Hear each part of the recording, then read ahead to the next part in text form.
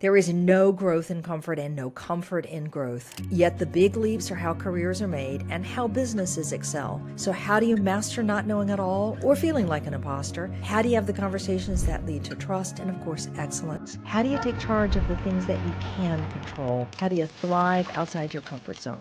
That's what this podcast is about. I'm your host, Wanda Wallace, and it's time to get out of your comfort zone. Welcome to the conversation. Based on the latest research and looking at the popular press, an awful lot of people are feeling lonely. Well, lonely, unmotivated, lacking a sense of joy. And I'm going to bet that that sounds fairly familiar to you. And if it isn't familiar to you, I would bet a lot of money that you are definitely seeing that in some of your team. So no, it's not depression, as we often write in the headlines, and it's probably not burnout, because that's something different, although we frequently label it as burnout. What we're going to call it today is the languishing. And we want to talk about what that is, what it means, why it matters to you as a manager and to the success of your team, and more importantly, the 5 vitamins that are going to help you flip the switch from languishing back to flourishing. So my guest today is Corey Keyes. He's a sociologist and professor emeritus from Emory University in Georgia in the U.S. And his research is on mental health, and including his pioneering work on the science of human flourishing. He's had a lot of wide-reaching policy implications, and he has advised the Centers for Disease Control in the U.S. for prevention and the World Happiness Forum, if you know of that group and the work that they've been doing, collecting data around the world, as well as a variety of agencies in Canada, Northern Ireland, and Australia. The book, Languishing, How to Feel Alive in a World That Wears Us Down. I think that phrase, how to feel alive in a world that wears us down, Corey, is the essence of what it is we want to talk about. Welcome today. Well, thank you for having me, Wanda. It's a pleasure. I'm really looking forward to talking about this, partly because there has been so much that has been written on this topic and not enough grounded advice, practical, doable advice. So I'm really keen about that one. But let me start where I always start, which is why. Why do you care so much about this to write a book about it at this stage? Well, it all started with a very personal experience with this condition I came to call languishing. As a teenager, after I'd been adopted by my grandparents, I had been removed from very, very troubling circumstances. So suddenly I was thrust into a situation where all the negative things that were going on in my life were gone. But the absence of the negative didn't mean suddenly I was catapulted into the presence of the positive, even though I'll bracket that by saying I was suddenly adopted and put in a situation where my grandparents provided me with a loving, nurturing, safe environment. And I went 180 degrees, Wanda, from being a delinquent and doing poorly in school to literally overnight becoming an honor roll student. And so it takes a while for human beings to sort of catch up with these changes in their circumstance. And so I didn't suddenly end up flourishing, as I came to call it. No, I languished for a while. I felt empty. I felt numb. And it scared me. I was frightened by it. It was a painful place to be. And so I never forgot that experience. And I suddenly realized, after I listened and came to understand, that people like Jackson Browne, of all things, one of my favorite musical artists, who wrote an album called Running on Empty. And when I first heard it, I finally felt seen and heard. I thought, oh, this is more than me. This is out there in the world.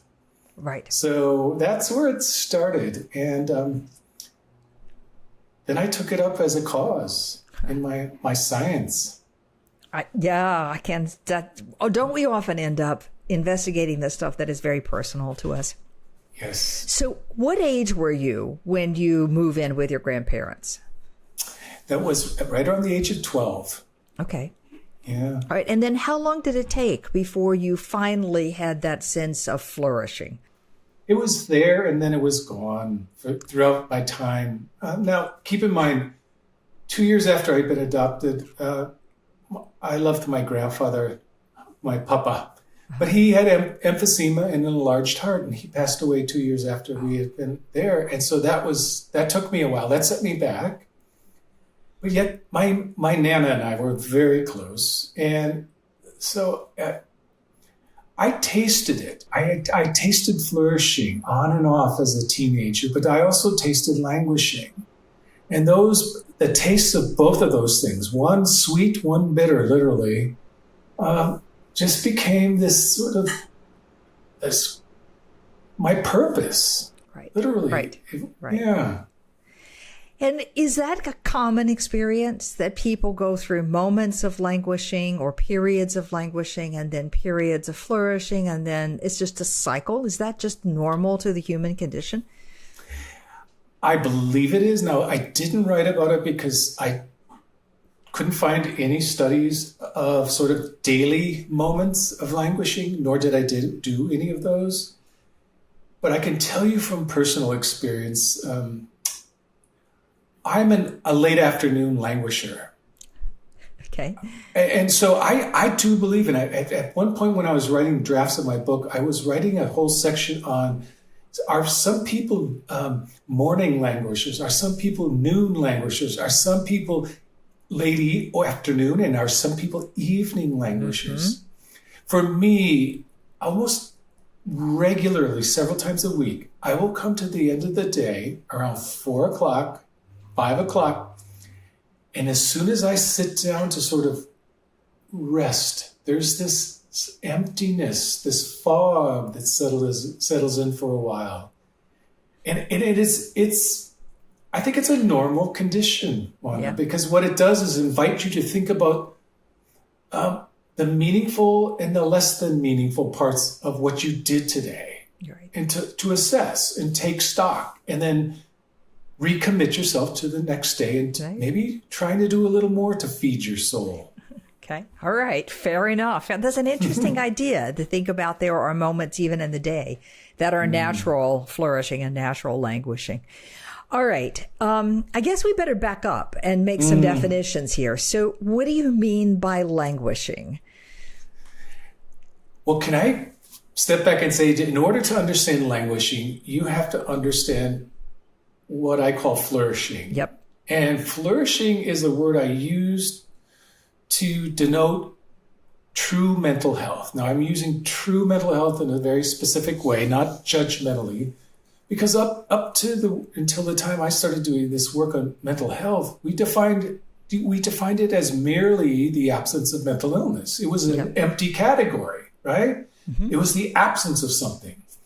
Now, I came along and I said, mental health is much more than the absence of mental illness. It's the presence of positive well-being. Think of it that way. And so I developed over time a measure that has 14 questions that are in my book, 3 of which get at emotional well-being. Are you happy, satisfied, or interested in life? And then the rest, the remaining 11 questions are all about, are you functioning well socially and psychologically? Now, socially, I'll give you 2 examples.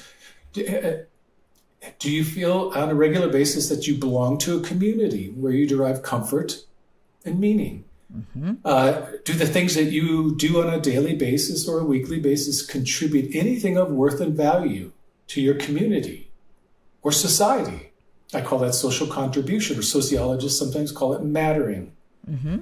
And on the psychological side, there's 6 facets that run the gamut from self-acceptance. Do you like most parts of who you are? To personal growth. Are you challenged to grow and become a better person? To a sense that your life has direction and meaning, or in other words, purpose. Now, out of those 14 questions, I created a diagnosis of the presence of mental health, which is in the last month, you have to have at least one of the 3 feeling good or emotional well-being, at least every day or almost every day, combined with at least 6 out of the 11 functioning well, every day or almost every day. So to be mentally healthy or flourishing, you only have to have 7 at minimum out of the 14 signs of flourishing. But now let's reverse it. Anything less than flourishing is a matter of degree of languishing. Languishing is the absence of all those things that make your life matter, make it meaningful, give you a sense that you're alive, that you're growing, that you're accepting, and so forth. So to languish is to feel the absence of some very important things that make us human and make our life meaningful. Okay. So flourishing has an emotional component, it has a social component, and it has a psychological component. So psychological things like growth and purpose and self-acceptance, and social things like feeling connected or belonging or making a contribution. Exactly. And I love your notion that it's not that we have a 100% score. It's that most days, every day, most every day, you have 7 of 11 items. So in general, I'm feeling most days pretty good. Not perfect, but pretty good. And that's flourishing. And languishing is just not flourishing. It is, yes. It's and to be specific, it's 7 out of 14. It's 7 out of 14. Yes, you just have to have that specific combination. And that's a really important point, Wanda. A lot of people, I found in my research, a lot of young people would be flourishing if you only measured the emotional stuff, the happiness and the satisfaction. Yet, when you look at the functioning well, those 11 dimensions, 5 of which are social, 6 of which are psychological, they are not flourishing, right?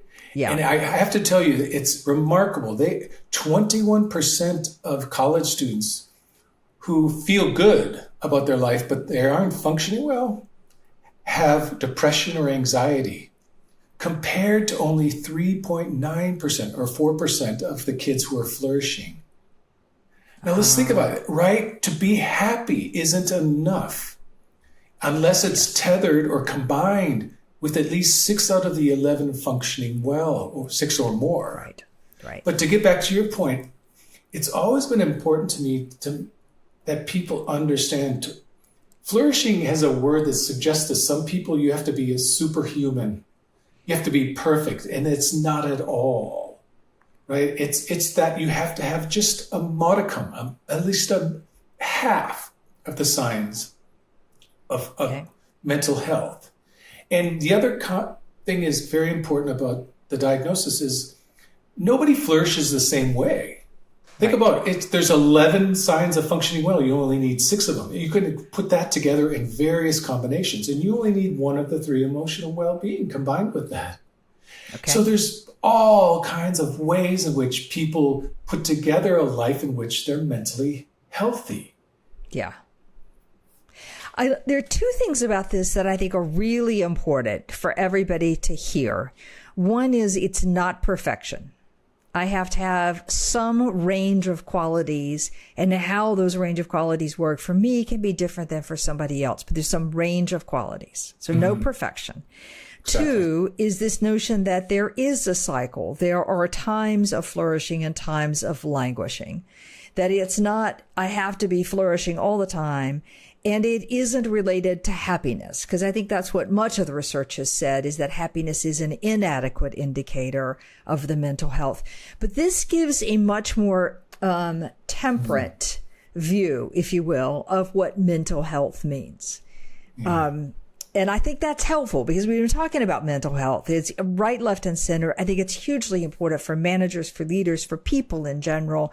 I think without mental health, mental well-being, we're not going to be productive citizens in our workplace. So it's a critical thing, but I like this balance that you're providing here.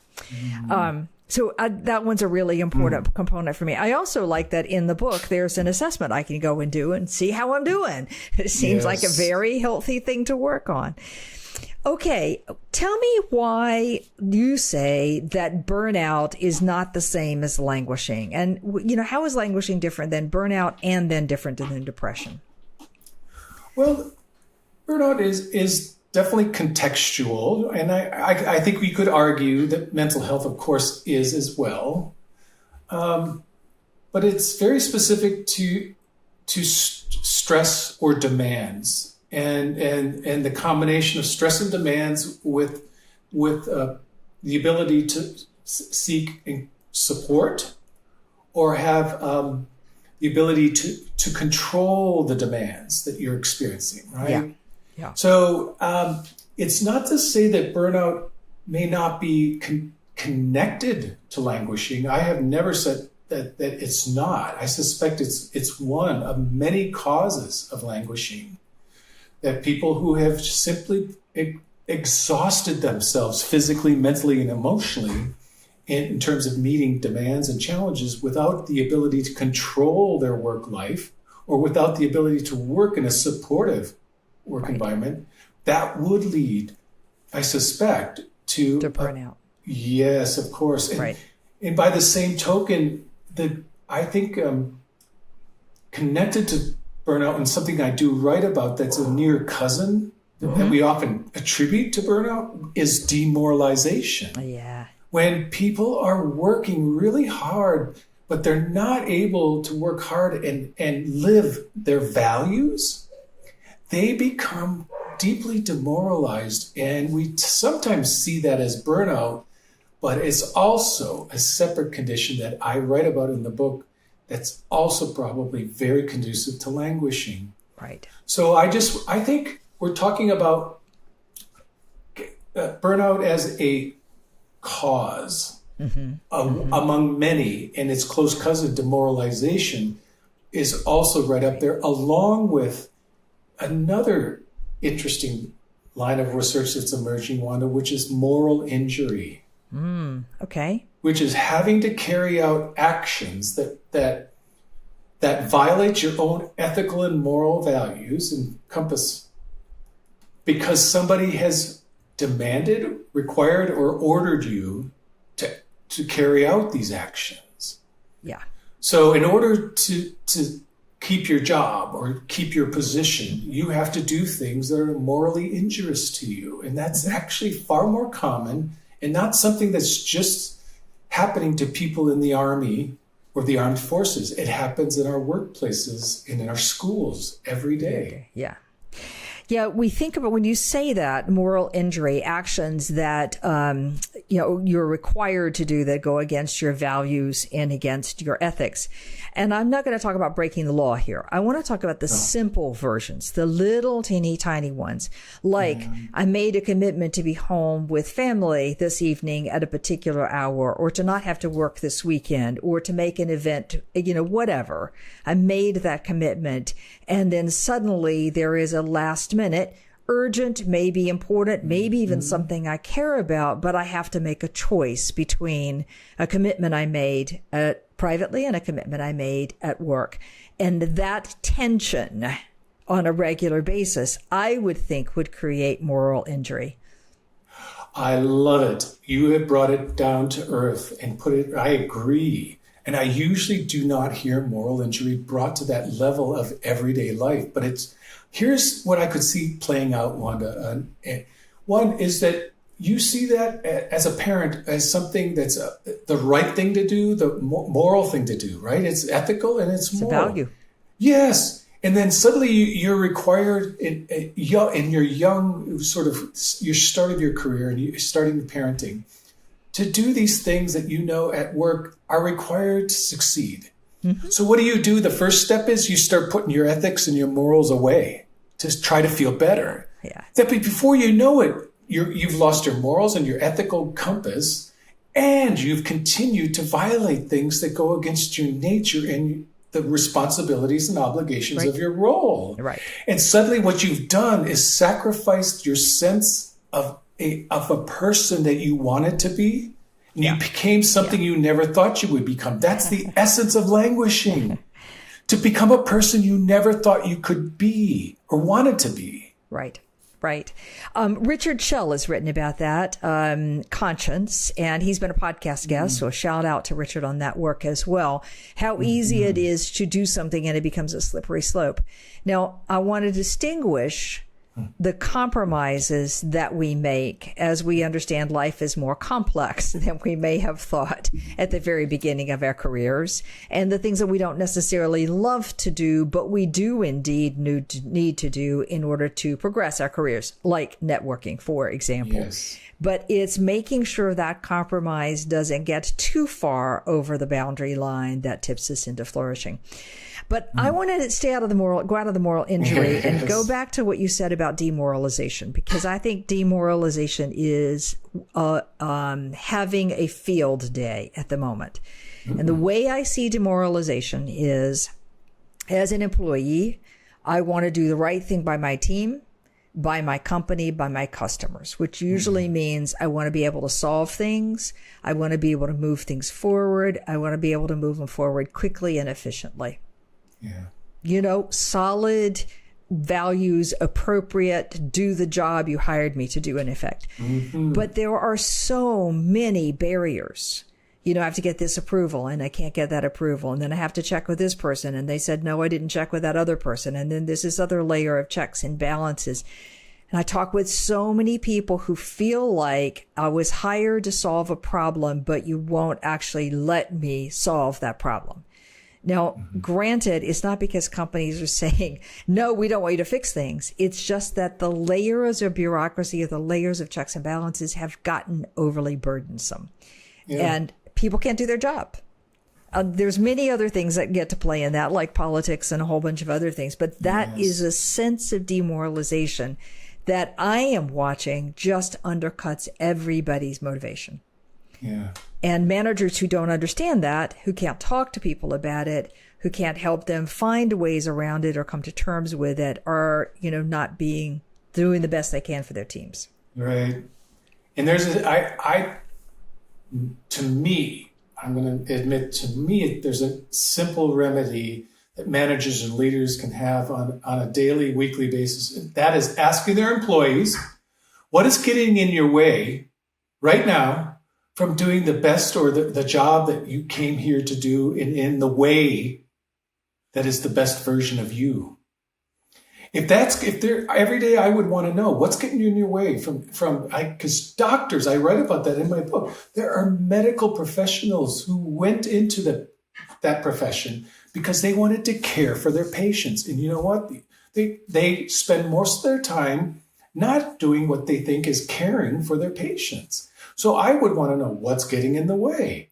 And your job as a leader and as a manager is to get those things out of their way so that they can be the best they can be in the job that you hired them to do. So, right, but we're not doing that. And I think that's a reckoning we all as leaders and managers just need to admit to. And let's face it, we're not taking care of those things right now.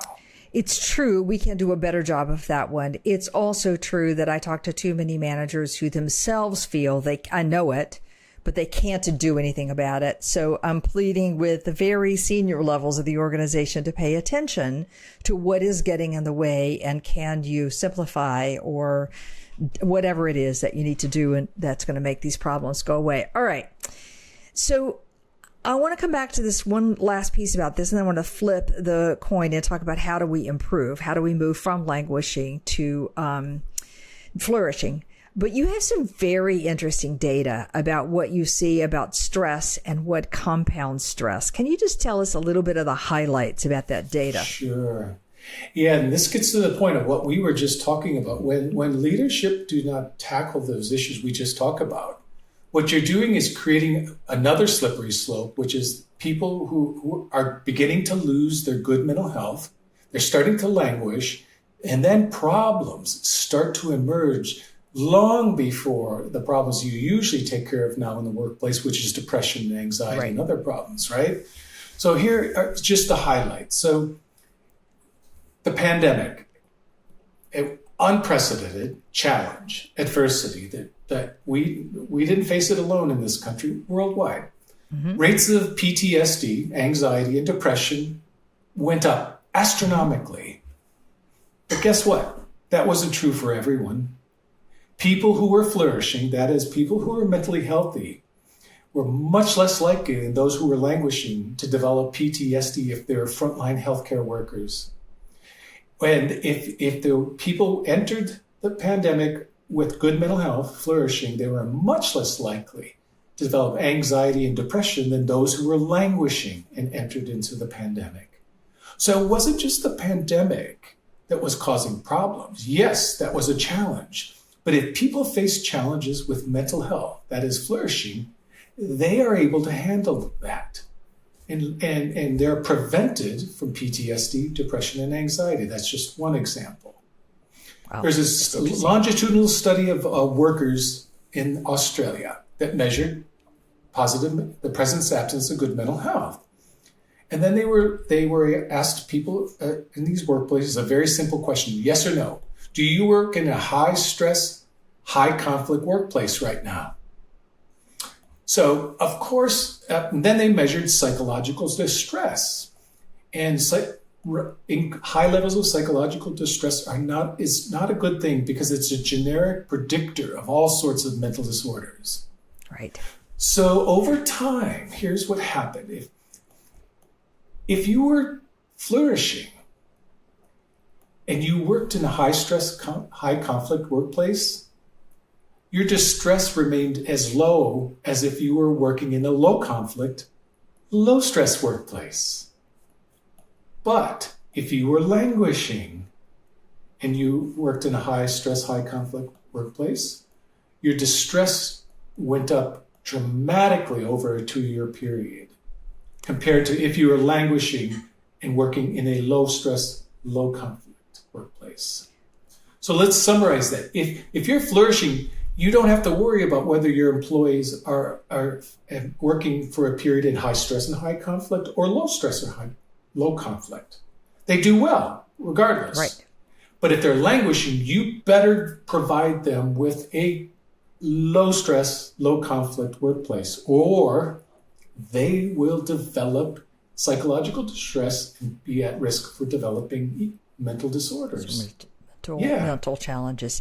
That's interesting. So this is consistent with any number of studies that says we can take stress.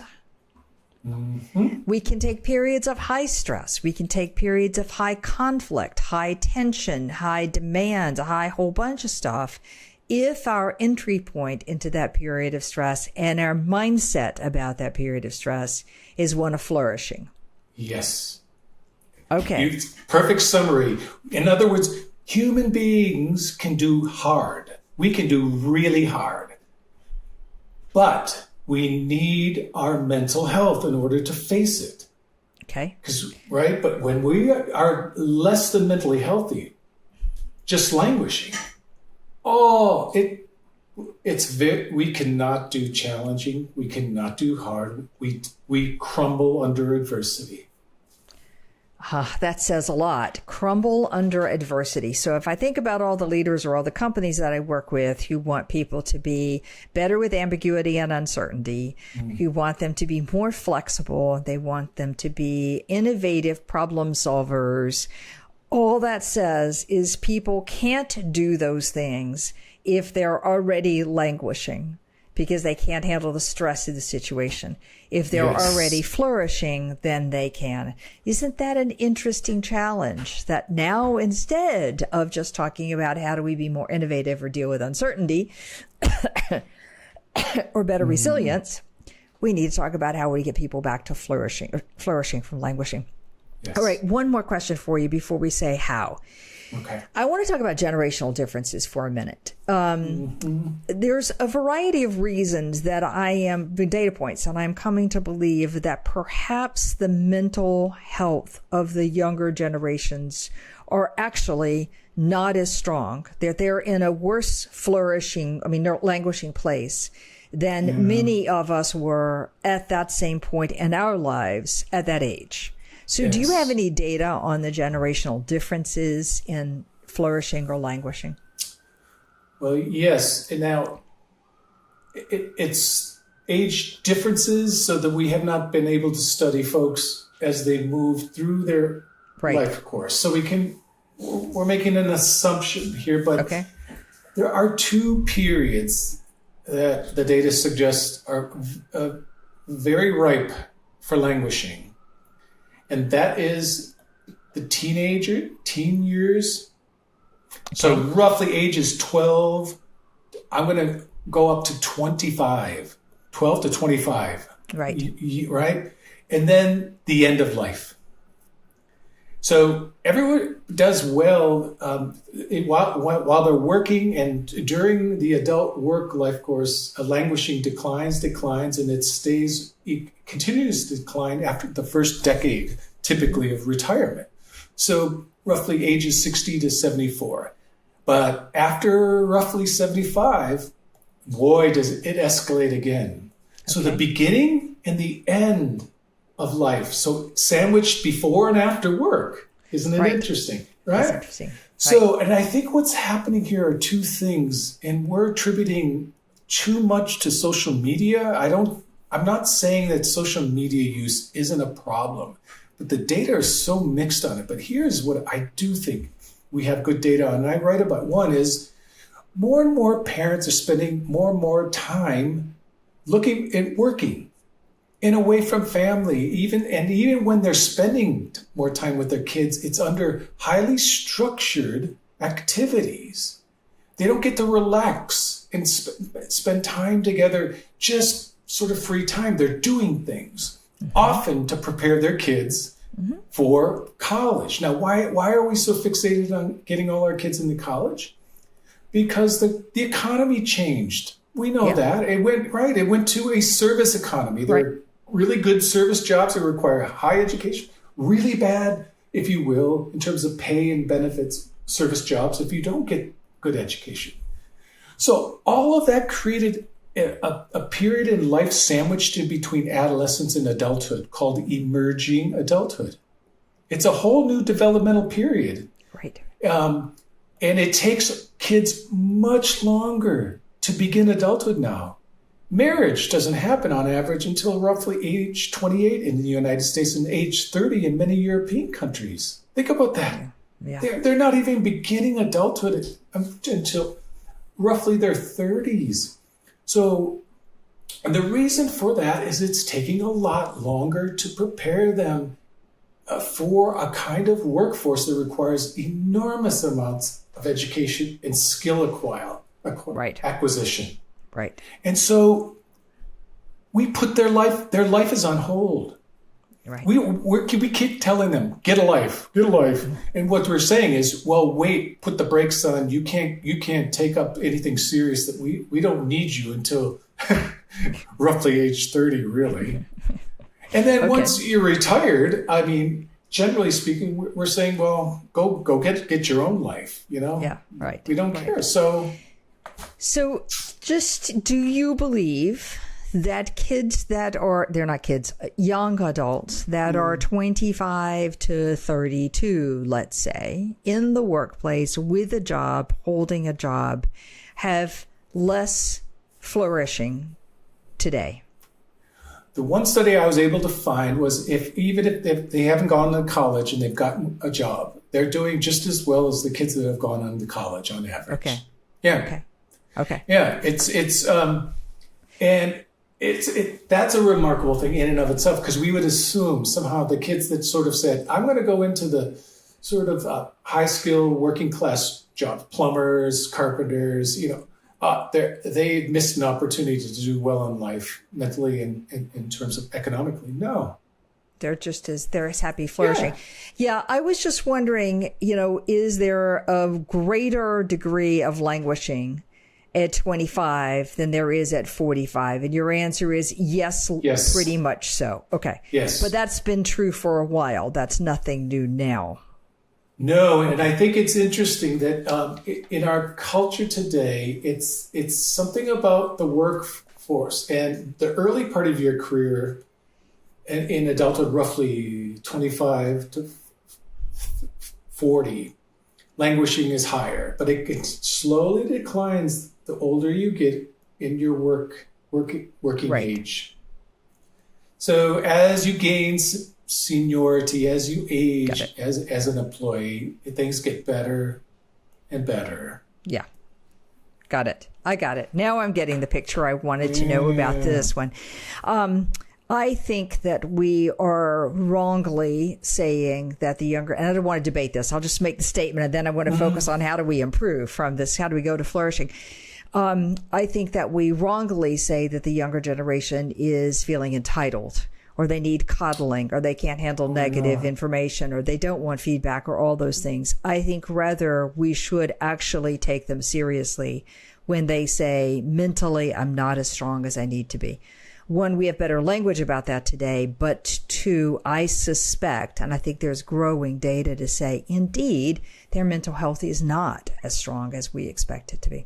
All right, let's shift though. I want to focus now on what do we do about it. So the secret sauce here is to go to flourishing. Yes. That if I have people, a workforce who is flourishing, they can handle the stress. They can handle the conflict. They can handle the uncertainty and ambiguity. They probably have higher degrees of resilience. They might even be a little bit more motivated. So the secret is, how do I get me and my team to flourishing? So you have 5 vitamins. Tell us about those 5 vitamins. Yes.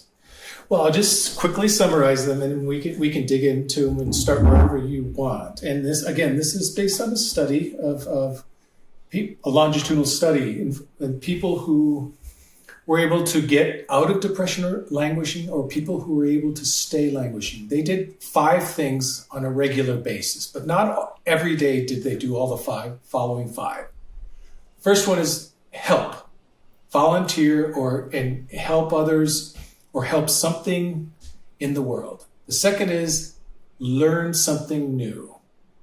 The third is socialize or connect. And let's dig into that, because everyone's talking about that, but I don't think they're talking about it quite in the way I talk about it in the book. The fourth is what I'm calling, we need to engage in transcending practices. That's the spiritual and the religious, or even philosophical, like Stoics and Stoicism, right? And then the last is play, or what I spend some time talking about in that chapter, active over passive leisure. So those are the 5 vitamins: help, learn, connect, transcend, and play more. Okay.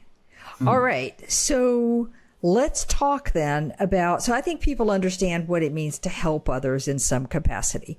I can do that at work by mentoring, or by reaching across the aisle to a neighbor and helping out, or by volunteering in some activities. I think we can all find ways in which we can find help. Time may be an issue, but that's it. Yeah. Why is learning something new so important? I'm seeing this from a bunch of different researchers at the moment. So why does that help so much? Well, the important point here is, when you're learning something new, I'm talking about you've chosen to learn something because you want to, you don't have to. That's an important caveat. A lot of college students, a lot of kids are learning all sorts of things that are new. And you're probably thinking, well, why are there high languishing in teens and college students? Well, because they have to.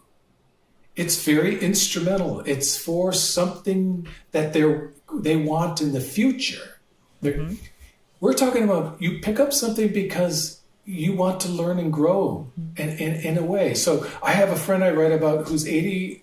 She's 82 now. When I was writing about this, she just turned 80. What'd she do? Take up oil painting during the pandemic. And I was amazed to see her progression. And I have one of her paintings on my wall. And it's just beautiful to see the growth. And she could see the growth. And what she loved about oil painting was, well, if you don't like the canvas, what's on the canvas, guess what? You can paint right over it. Yeah. It's not like watercolor. You have to start new. She took up oil because you could scrape it off, or you could paint right over it. Right. The beautiful thing is, pick up something new and learn, because you just want to, you're interested in it. You care about it. And the satisfaction comes from seeing yourself progress. Right. This reminds me, in the early stages of the pandemic, we were learning something new all the time out of choice. Like baking. How many people did I hear learn to bake bread or learn to cook a new recipe or something? How many people took up a musical instrument in the pandemic? There were all sorts of things that we did, presumably because we had a moment to do them, a little bit of time to do them. But that is an example of learning something new. All right. So let's talk about connecting then. You say we don't get this correct in your meaning. So explain what you mean and how do we do that? Well, in the assessment for flourishing and languishing, there are 3 questions that have to do with functioning well that get at the heart of, I think, why people are so lonely. And I write about the fact that loneliness is often a part of languishing, but loneliness doesn't happen alone. It's combined with other problems, but here are the 3 things. A lot of people are languishing because they admit they don't have warm or trusting relationships with other people. They have relationships, but they're not characterized as warmth or trust. The second is, people have lots of relationships and belong to what we would describe as a community, but they don't have a sense of belonging. They don't feel like they belong there. Can you imagine? I could imagine a lot of people are in the workplace or on teams in workplaces. Yeah. And you would think, you're a member, but they don't get the message. They don't feel it. No. So there's the absence of a belonging. And then the third is a lot of people are doing some things that we would characterize as very productive, but they don't see themselves contributing anything of worth and value to other people, or the world, or society. So their work doesn't matter in a sense. So when we matter, we feel needed, and our work reflects a need, and we're filling a void in the world, and we're giving something of value. So when I talk about connection, I'm talking about reviving those 3 things. Connections that have warmth and trust. Connections to a community where you do feel you belong. That sense of belonging is really key. And then connections to the world or society or community where your work you feel is contributing value and worth to the world. Okay. This, I think these 3 are actually really unlock some of the research. So a shout out again to Ryan Jenkins, another podcast guest, about his research on loneliness, particularly among younger generations. And that is in epidemic proportions. American Psychological Society has also backed that up with a variety of studies. If you think about the time that we have to develop warmer relationships, I don't think it's been there recently. And trust, as we know around the world, is at an all-time low. So I imagine that it feels harder to have warm, trusting relationships unless I've already invested in them in the last 15 years and I know that they're there. I think feeling that you belong is not just something that people who are of a minority group struggle with. I think many of us struggle with that. We all feel unique, different, that we don't fit. I think that's a hard one. And especially in a hybrid world where we're spending so much time just task. I think it's harder to feel that belonging.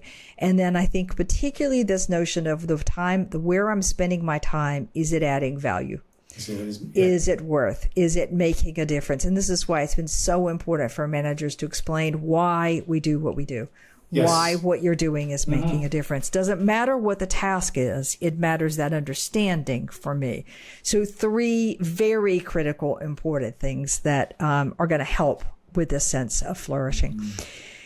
All right, let's talk about transcending, a transcendent practice. Okay, so if I'm a part of a religious or a spiritual community, I'm serving 2 purposes in theory there at one time. So why does transcending matter, and how do we go about practicing it if we're not part of a religious group?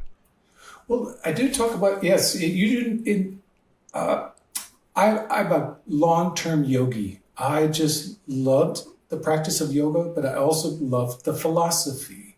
Okay. And so the important point here is you don't have to be, I don't have to become a Hindu to get to the roots and the core of yoga.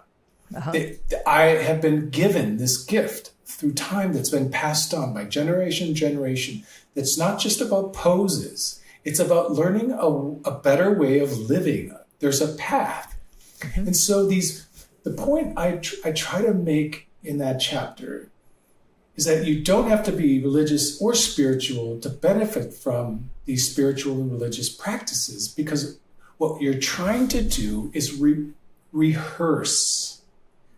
Everything about transcendence is a rehearsal and preparation for when you go out in life and encounter a situation that destabilizes you, perturbs you, stresses you out.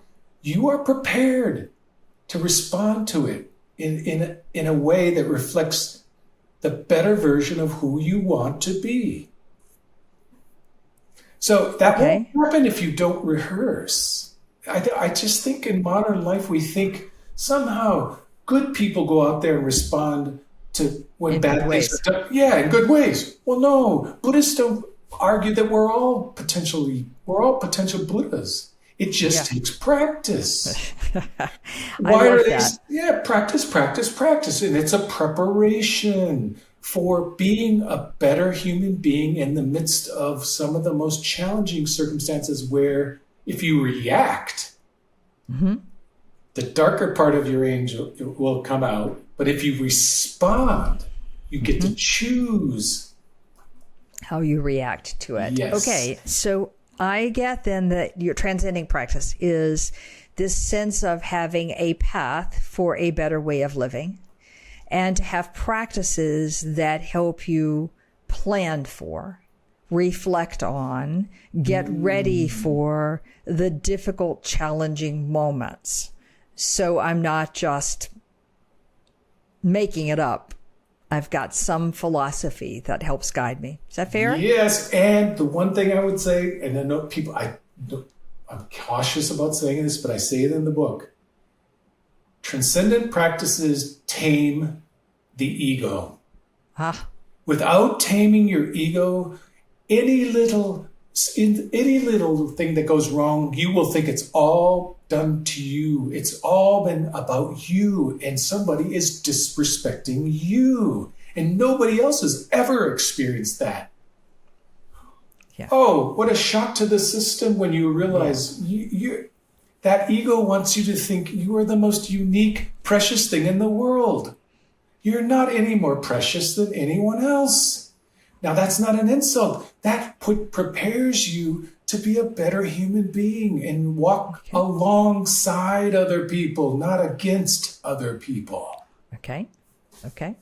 So whatever, I don't want to put this in anybody's particular philosophy, but the notion is to have a philosophy, to reflect on that philosophy, to use some of the time-honored practices that help you prepare for these stressful moments. And that's probably why mindfulness has become such a powerful technique. It is one of those time-honored practices, as is yoga, as is a host of other things that people can choose their own ones. All right, talk to me for just a couple minutes now. Talk to me about play. What is it about play? You said active over passive. Explain. Yes. Well, there was this interesting study of people who engaged in active forms of leisure, which tends to be associated with people with more income. So that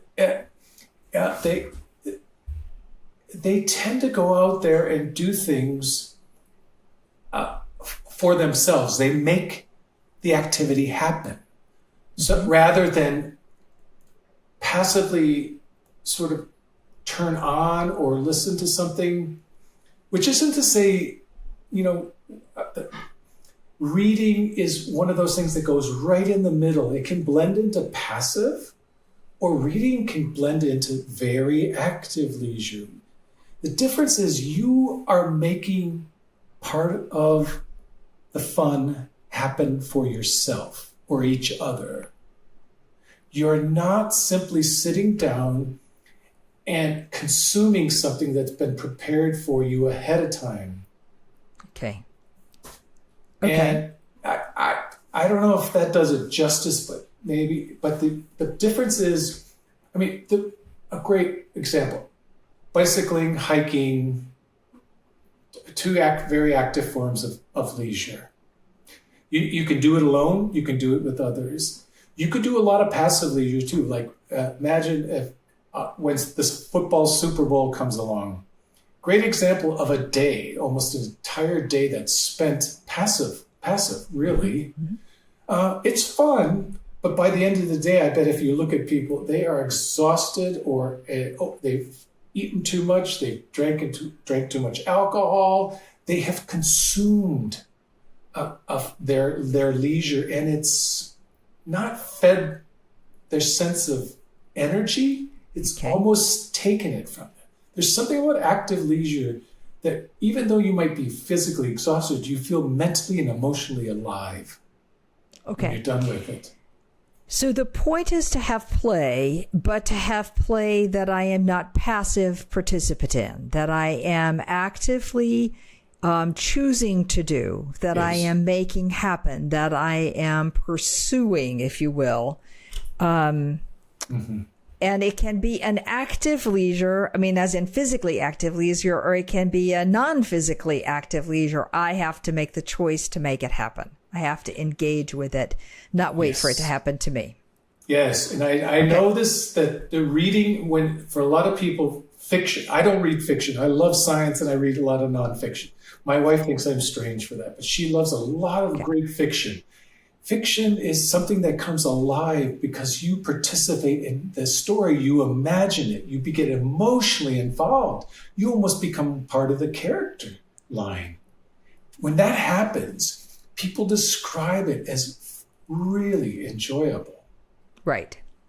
So it is how I engage with the activity is really what you're saying. Yes. So, yeah. Okay. All right. I think I get that one. All right. Let's see if I can summarize this, at least my highlights really quickly. First, the notion that languishing is the absence of flourishing. And flourishing we're going to define as 7 out of 14. Notice not perfection. Characteristics that some are about emotions, some are about how you function socially, and some are about how you function psychologically. Perfect. 7 out of 14 attributes is going to define flourishing. Most days, not necessarily every day, and not all of them. When you're flourishing, you are much better able to handle stress, ambiguity, uncertainty, resilience, conflict. When you are not flourishing, the stress, anxiety, etc., just compounded and makes the situation even worse than it is. To be more in the flourishing world as opposed to languishing, I've got 5 things I need to be engaged in. And I don't have to do all of them every day, but there were 5 options. 1 is finding a way to help other people in small ways or in big ways, just helping. Number 2 is learning something new because I want to learn it, not because I have to learn it, because I'm interested. Number 3 is connecting and socializing, which means having warm, trusting relationships, having a sense of belonging in a community, and feeling that what I'm doing is contributing in some way. Exactly. The 4th is a transcendent practice that tames my ego and lets me think about how I want to live a better life and practice that. And the 5th is play, where I am actively choosing to play, to engage in that play, regardless whether it's an active physical sport or a less active thing like reading. It's my choice and it's my engagement. Yes. Help, learn, connect, transcend, and play. Yep. What a great set of advice. What a great set of advice. All right, Corey, we are out of time, sadly, but what a good conversation. And what an important one for managers. I can only say for managers listening out there, just checking in on these items, just finding the small ways in which you can help people help, learn, connect, transcend, and play are important qualities of creating a workforce and a team that's actually flourishing. And in your language, that means motivated, resilient, and can handle uncertainty. So, Corey, thanks for being a guest today. Oh, you're most welcome. All right, and join us next week for another episode in Getting Out of Your Comfort Zone.